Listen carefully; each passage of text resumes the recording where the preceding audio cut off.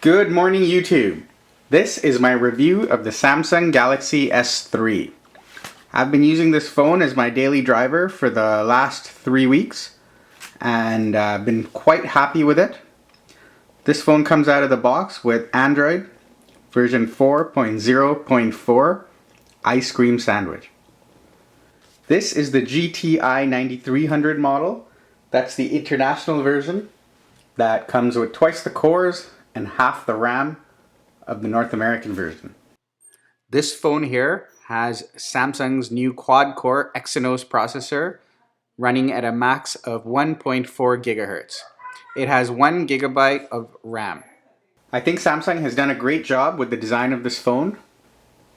I really like the look of it. The weight is good, the size is good, it's slim, it's easy to carry with you all day long, it's easy to put in a pocket. The screen looks beautiful and I'm a big fan of the styling. I like this is a plastic back but it has a ceramic look to it. The phone also feels very solid. There's no creaks or flexing anywhere. Even the blue version has a pebble blue look that I really like. I'm partial to the white version because I like how the bezel has this aluminum finish look that contrasts with the white of the phone. So Samsung has added their TouchWiz overlay on top of stock ice cream sandwich. They modify a lot of things. They customize the notification shade, the launcher, the app drawer, and they add a lot of their own widgets and applications. They have their own keyboard. They're a very high-end camera application. You see here they have their own music player, S-Voice, S-Memo, S-Planner. They have their own application store like a Google Play called Samsung Hub. Let's go over some of the differences between stock ice cream sandwich and TouchWiz. Samsung adds these shortcuts here.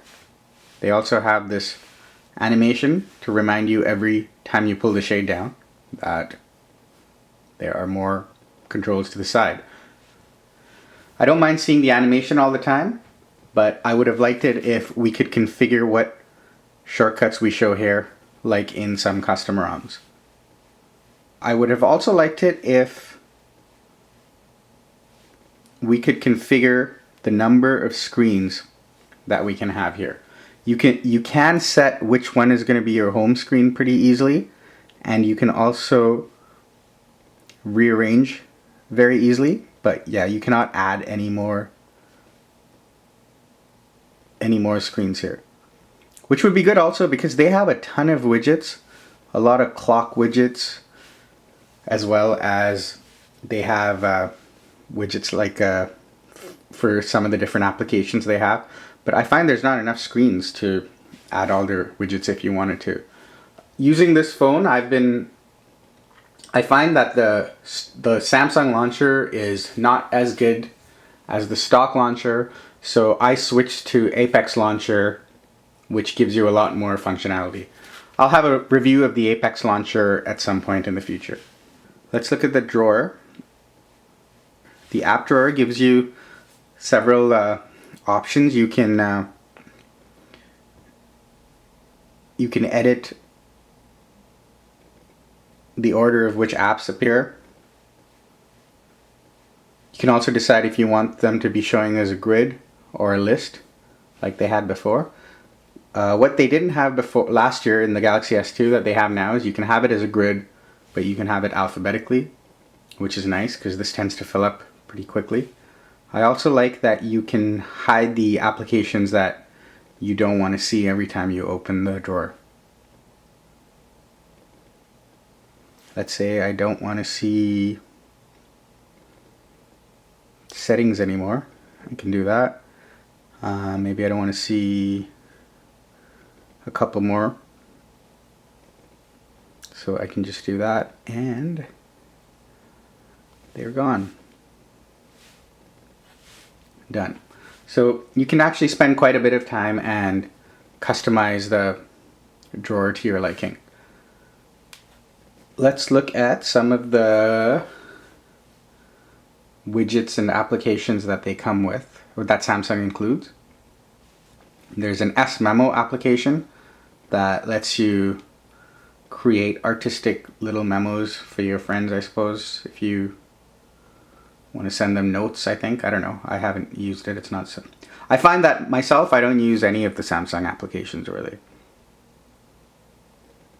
There's this negative colors, which inverses in everything, so you can see how that looks.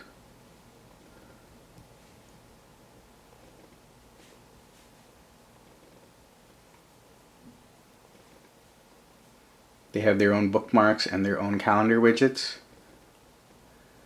Anyhow, I think you get the idea there. They've also added a bunch of these type of features. I find that I think this is so that they could call this version of TouchWiz Nature UX. They're nice to see, but I don't feel like they add any functional value. Samsung has modified the stock lock screen extensively and has added a lot of extra features to it that I'll go over. So if we go into settings and security, you can see the different lock screen options. Face unlock, that was introduced with Ice Cream Sandwich on the Galaxy Nexus, is here and works the same way. There's also the other options like pattern, pin, or password. This microphone icon is to tell you that you can speak voice commands to the lock screen. I don't find it very useful because it's not as fast as using your hands, but you can just say unlock to unlock. Let's try that. Unlock. You can add an information ticker and set if you want stock showing or news showing.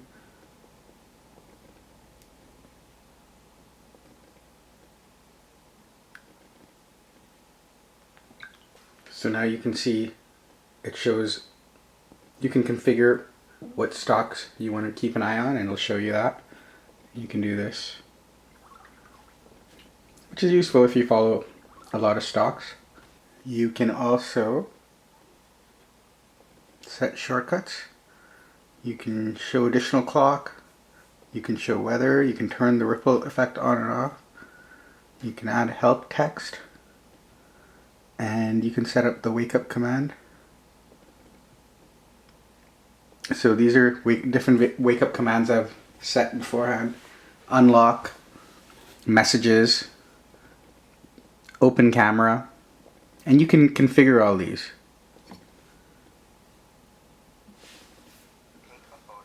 So now I can go straight into these applications that I configured. If I want to go into Gmail, I can just do that.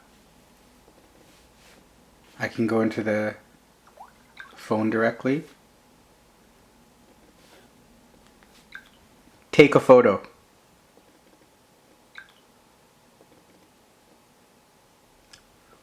And you can use voice commands as well directly from the lock screen to go into the camera or any other application.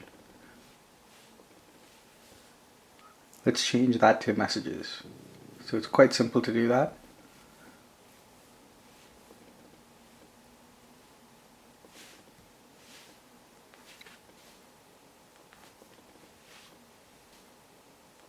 Let me show you how this works. The camera quick access. What that means is you can also activate the camera just by putting your finger on the phone and rotating it. And that goes right into the camera. Let's open the radio application. So you can't turn it on unless you have earphones connected because it uses the headphone wire as an antenna.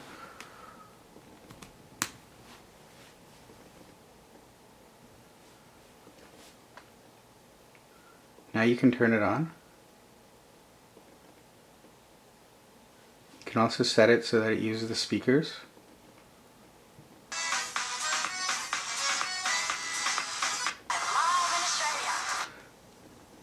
You can add shortcuts, and it has good voice activation. Previous.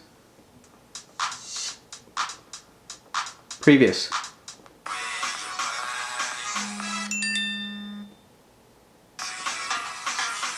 Previous. Previous. Next. Stop.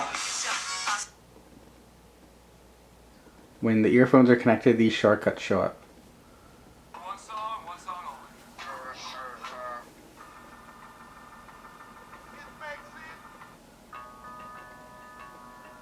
This is also a useful widget that Samsung has provided, which is you can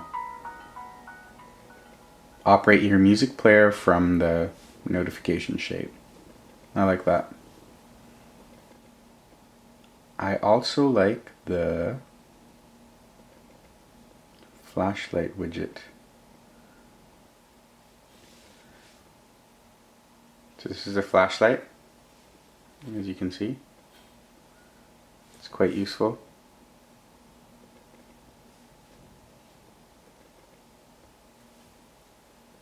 Overall, I've been very impressed with the camera. It's fast, takes great pictures, focuses fast.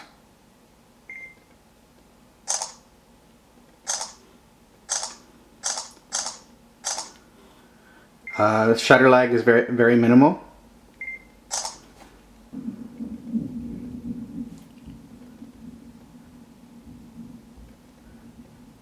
Lots of settings that you can choose. You can choose the size of the picture, obviously. You can choose various effects. You can choose the shooting mode, which include burst shot, HDR, panorama. Let's try panorama.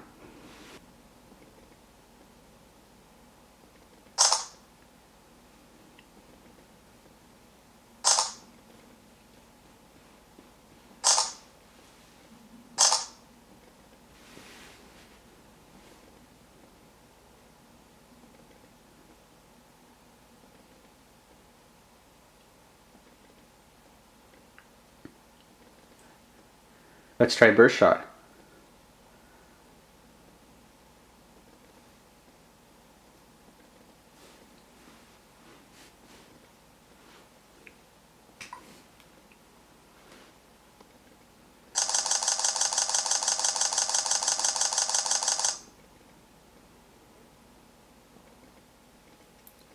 So in about 6 seconds, we started at 0 and took just under 7 seconds, 20 shots. Pretty fast. I also like that there is a voice system, so you can do this. Capture. Capture. Capture. Capture. The other thing I like is you can configure these shortcuts.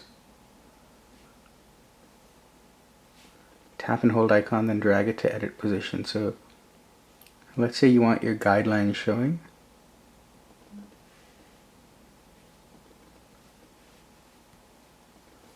And now that becomes a shortcut there. I'm really fond of that. I think that's a good idea that you can customize that. Let's look at some samples of photos that I took. The camera takes super pictures.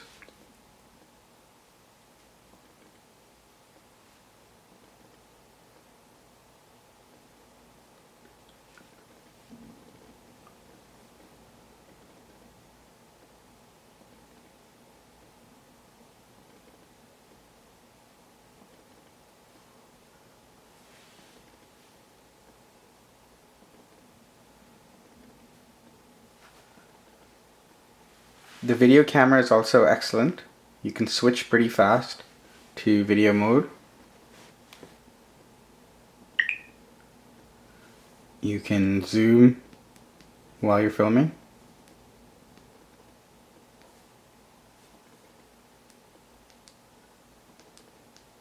And you can also, while you're filming, take pictures. like in the HTC One X. I really like what Samsung has done with the apps to play videos, because when you pull it up, you can you see moving thumbnails of the different videos that you've taken. The video quality is also quite impressive.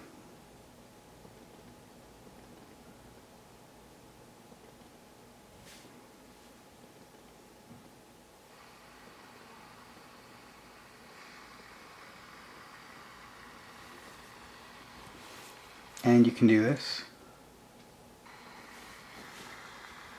and keep the video playing while you do other things.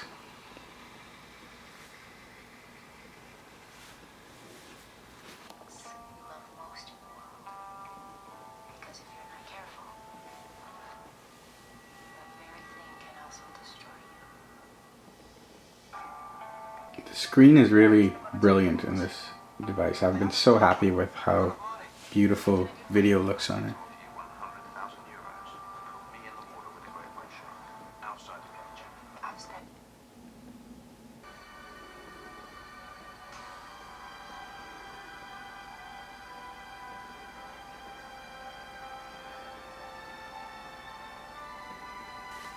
Overall, the screen is very impressive.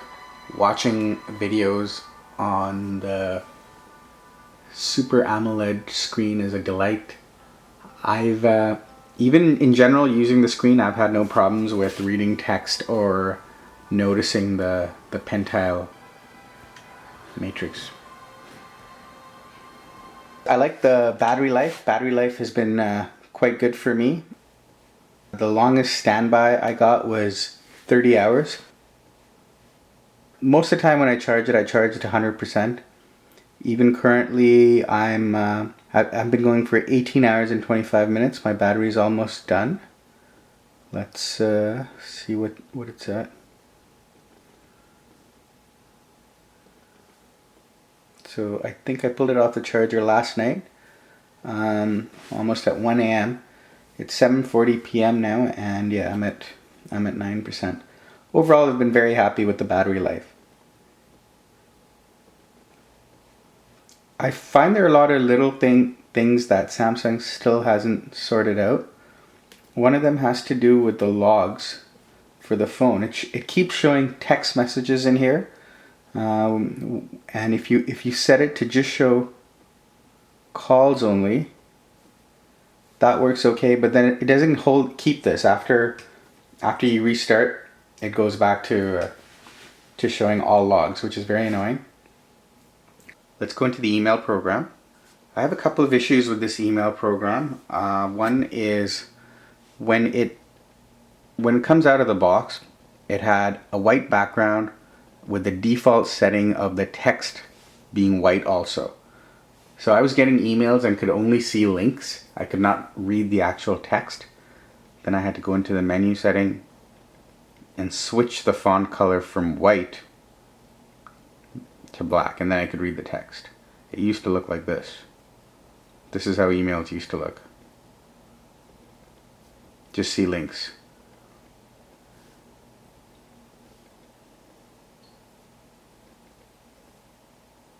There, that looks better.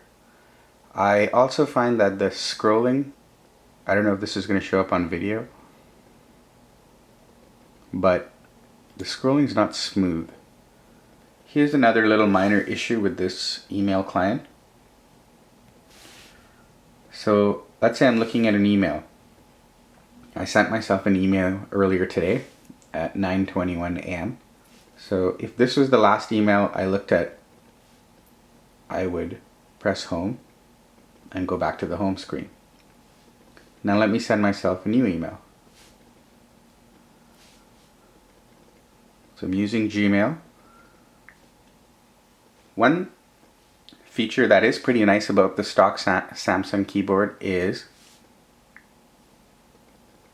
they have this swipe type feature.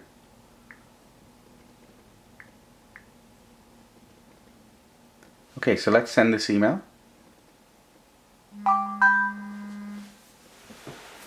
Okay, so there is the notification.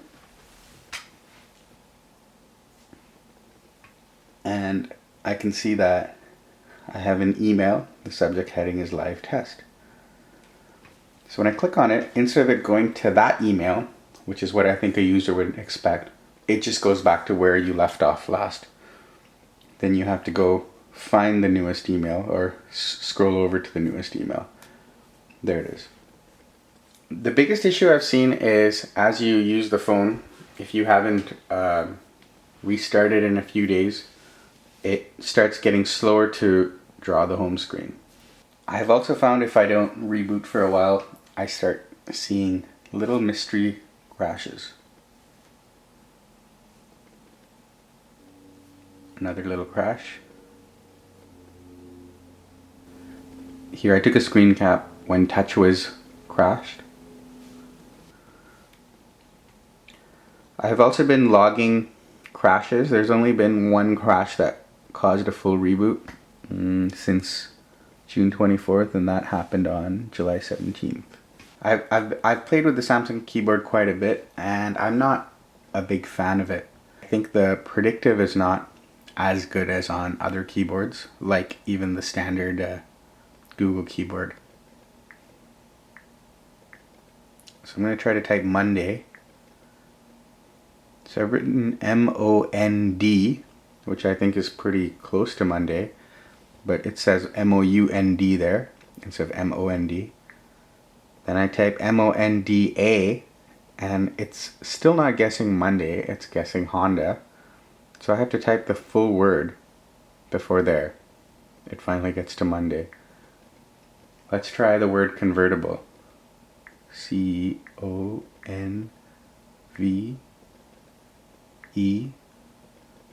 So when I've typed C-O-N-V-E, there's many choices I would imagine I'd see now. Convert, maybe convertible, conversion. None of those are showing yet. Instead, cone is showing. So I've typed C-O-N-V-E-R. Still no convert or conversion. So now I've typed convert, but it got convert. So if I type C-O-N-V-E-R-T-I, I think it should be a convertible by now. But again, I have to type almost the whole word. Only when I type the L did it get convertible. I like that at the end of each word it gives you the option to end the sentence right away with an exclamation or question mark, and I like the double spacing. However, I ended up downloading a keyboard based on stock Android, the Jelly Bean keyboard, and I've been using that. Here's another little software bug. Let's say I want to copy a text.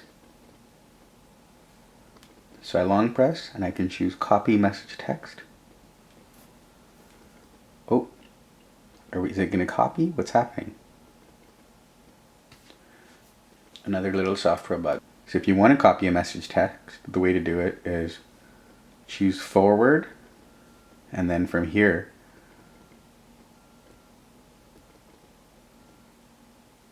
you can copy.